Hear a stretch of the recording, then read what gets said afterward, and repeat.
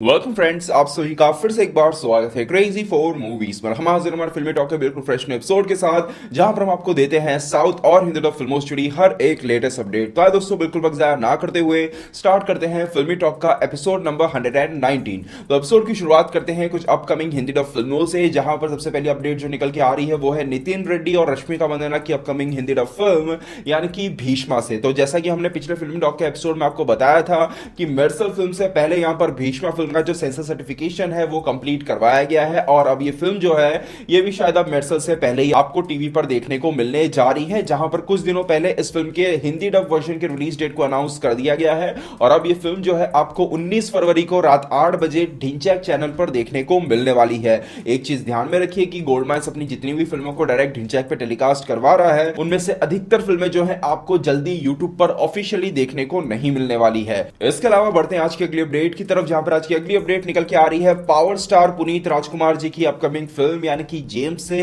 तो James film के teaser release date को आज अनाउंस कर दिया गया है, जहां पर इस फिल्म के टीजर को 11 फरवरी को सुबह 11:11 पर रिलीज करवाया जाएगा।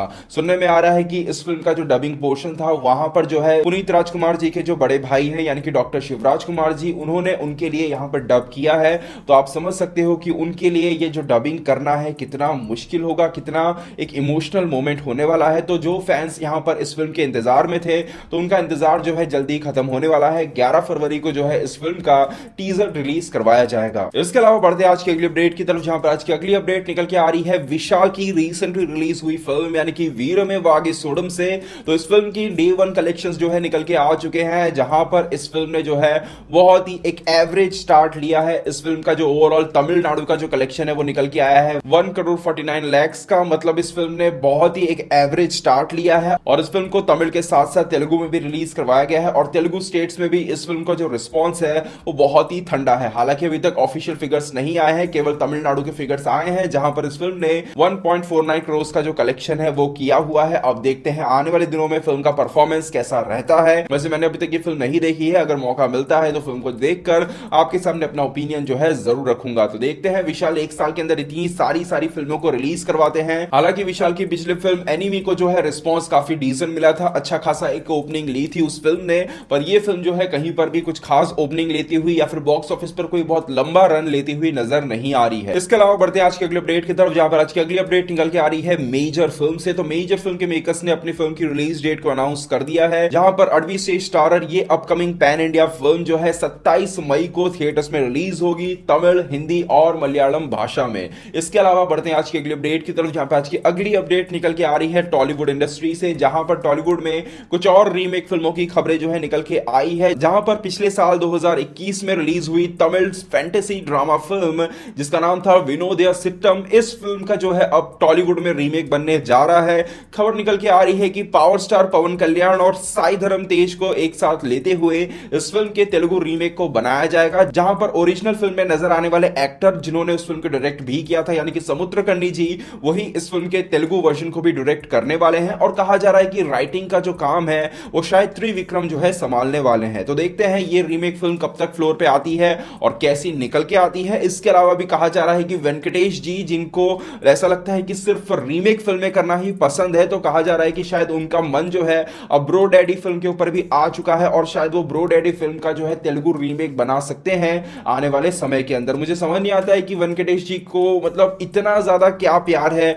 यहां पर रीमेक फिल्मों से, वो सिर्फ रीमेक फिल्में क्यों बनाते हैं। इतने बड़े एक्टर हैं, इतने अच्छे एक्टर हैं, और फिर भी बैक टू बैक रीमेक फिल्में बनाने का क्या सेंस बनता है, मुझे बिल्कुल समझ नहीं आता है। बस इन चीजों पर आपके क्या ओपिनियन बनते हैं, क्यों वेंकटेश जी जो है इतनी सारी रीमेक फिल्मों में काम करना चाहते हैं, हमें कमेंट सेक्शन में जरूर बताइएगा। इसके अलावा बढ़ते हैं आज की अगली अपडेट की तरफ, जहां पे आज की अगली अपडेट निकल के आ रही है नेचुरल स्टार नानी की अपकमिंग फिल्म जिसका नाम है अंटे सुंदरानी की। तो इस फिल्म की जो रिलीज डेट है वो निकल के आ चुकी है, और इस फिल्म की जो रिलीज डेट्स यहां पर निकल के आई है ना, वो सही में आपका दिमाग घुमा देगी। जी हां दोस्तों, तो आज से कुछ दिनों पहले या फिर कुछ एक महीने आसपास यहां पर एस राजामौली जी ने अपनी फिल्म RRR का 2 रिलीज डेट जो है रिलीज किया था, जहां पर उन्होंने कहा था कि हम इन दोनों में से किसी एक रिलीज डेट पर आएंगे, पर बाद में उन दोनों में से किसी रिलीज डेट पर ना आते हुए वो तीसरे रिलीज डेट पर अपनी फिल्म को अब जो है रिलीज करवा रहे हैं। अब उनकी देखा देखी काफी सारे प्रोड्यूसर्स निकल के आए जिन्होंने अपनी फिल्मों की 2 रिलीज डेट्स को यहां पर अनाउंस किया, पर यहां पर माइत्री मूवी मेकर्स जो है हर किसी से यहाँ पर 2 नहीं पूरे 7 कदम आगे निकल चुकी है, जहां पर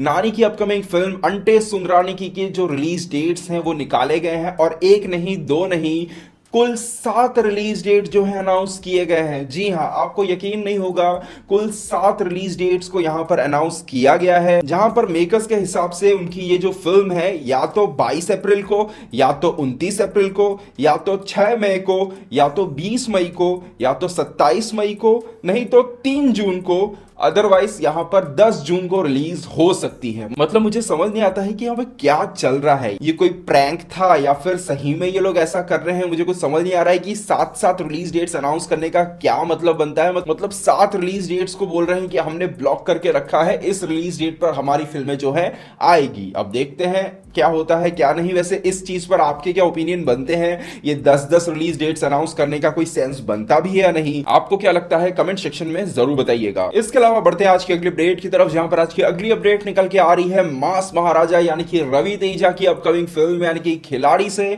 तो आज सुबह ही आप सभी को पता चल गया होगा कि ये फिल्म जो है यानी कि खिलाड़ी अब जो है हिंदी में डायरेक्ट रिलीज होने जा रही है।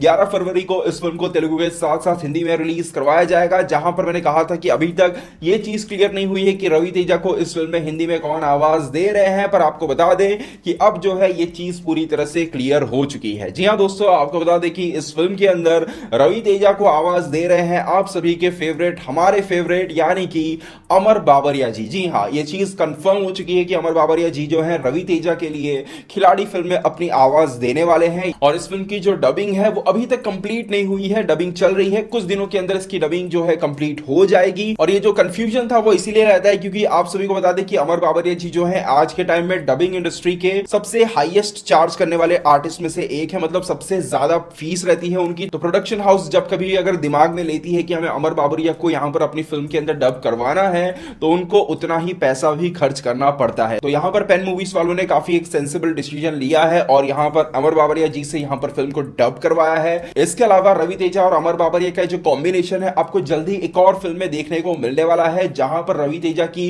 एक बहुत ही मच अवेटेड फिल्म थी जिसका एक टाइम में बहुत ज्यादा क्रेज हुआ करता था, पर आज की डेट में उसका क्या क्रेज है मुझे पता नहीं, यानी कि राजा दी ग्रेट का। इस फिल्म की भी जो डबिंग है वो भी पूरी तरह से कंप्लीट हो चुकी है और यहां पर इस फिल्म के अंदर भी रवि तेजा को आवाज देते हुए आपको नजर आने वाले हैं अमर बाबरिया सर। अब इन दोनों फिल्मों में बात यह है कि यहां पर राजा दी ग्रेट की जो राइटिंग वगैरह का काम है वो पूरी तरह से अमर बाबरिया ने खुद संभाला है। और अगर आपको ना पता हो तो मैं आपको बता दूं कि आपने पुरानी जितनी भी रवि तेजा की फिल्में देखी हैं जो गोल्ड माइंस यहां पर पहले रिलीज करवाता था, तो उन सभी फिल्मों के भी जो डायलॉग्स हुआ करते थे, जो राइटिंग हुई करती थी, वो पूरी तरह से अमर बाबरिया जी खुद संभालते थे। तो यहां पर लंबे समय के बाद फिर से उनकी एक ऐसी फिल्म आ रही है जहां पर उन्हीं की राइटिंग में आपको काम जो है देखने को मिलेगा। तो आप कितने ज्यादा एक्साइटेड हो रवि तेजा और अमर बाबरिया का जो कॉम्बिनेशन है फिर से पर्दे पर देखने के लिए, हमें कमेंट सेक्शन में जरूर बताइएगा। इसके अलावा हर किसी की नजरें अब टिकी हुई है कि आखिरकार खिलाड़ी फिल्म का जो ट्रेलर है वो कब रिलीज होगा। हिंदी डब वर्जन की रिलीज डेट को अनाउंस कर दिया है, पर इसका ट्रेलर कब रिलीज होगा ये देखना काफी इंटरेस्टिंग है। पर